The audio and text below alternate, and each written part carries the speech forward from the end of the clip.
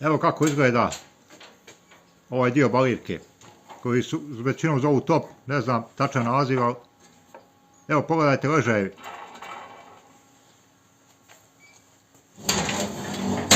Deset ležaja, isti se svi nalaze na ovom topu.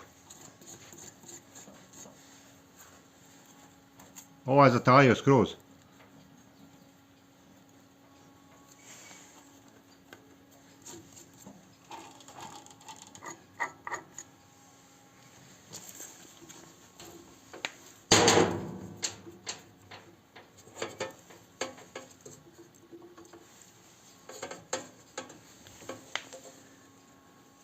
Ovaj jedan ležaj košta oko 30 eura.